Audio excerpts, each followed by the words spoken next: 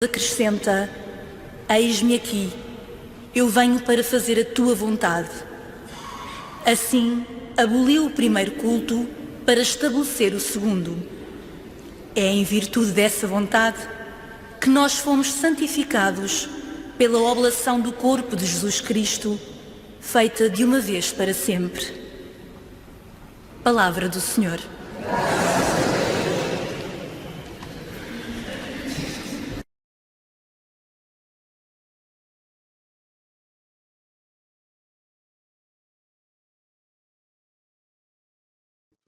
Em três partes. A primeira parte é o murmúrio dos filhos de Israel. A segunda parte é a reação de Deus. E a terceira parte é a concretização da promessa de Deus. Portanto, terceira parte. A primeira parte, cuidar bem o murmúrio dos filhos de Israel, ler-lo como uma lamúria. Antes tivéssemos morrido às mãos do Senhor no Egito. E temos aqui a dicotomia entre Egito e o deserto. O Egito é as panelas de carne e o deserto é morrer à fome. Portanto, no Egito, salientar também que é carne e pão. E a resposta de Deus vai ter em atenção, sobretudo, o pão, não é? Que depois corresponde ao Evangelho. Esta primeira parte tem muito a ver com aquela que será a segunda leitura, que é precisamente um retornar à vida anterior, à vida antes da conversão. Na segunda parte, nós temos praticamente duas respostas de Deus. Esta primeira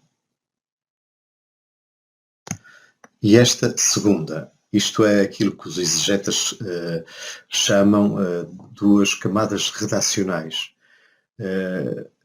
Na primeira resposta, vou fazer que chova para vós pão do céu. E termina com esta indicação da aprovação de Deus, que Deus põe à prova o seu povo para ver se segue ou não a minha lei. A segunda resposta começa aqui: eu ouvi as murmurações dos filhos de Israel, vai dizer-lhes, comereis carne e saciar-vos-eis de pão, então reconhecereis que eu sou o Senhor vosso Deus. Portanto, vou pô-los à prova para ver se segue ou não a minha lei, corresponde a este, então reconhecereis que eu sou o Senhor vosso Deus. No fundo, são, neste episódio do Maná, havia uma primeira resposta de Deus, uma resposta A e aqui uma resposta B, e as duas foram colocadas em conjunto. Denotar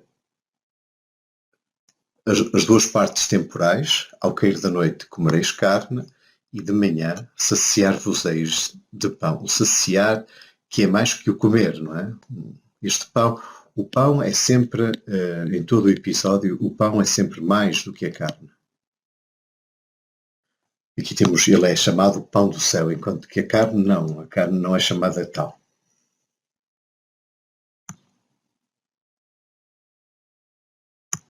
A última parte é dividida em duas também, e temos aqui uma primeira, mais descritiva, que fala do aparecimento das codornizes e do aparecimento da substância granulosa, e depois este pequeno diálogo entre Moisés e os filhos de Israel. Quando viram, os filhos de Israel perguntaram uns aos outros, e aqui cuidar bem, parar bem, para dizer esta expressão, manhu, que quer dizer, que é isto? Fazer bem essa pergunta, e que deu origem à palavra maná, como nós sabemos. Pois não sabiam o que era. Portanto, temos aqui a indicação do pão dentro dos alimentos, as codornizes e o pão, o maná e as codornizes, o pão e a carne, o pão tem uma importância particular. É descrito de uma forma especial. Então, disse-lhes então Moisés, é o pão que o Senhor vos dá em alimento. O pão que o Senhor vos dá em alimento.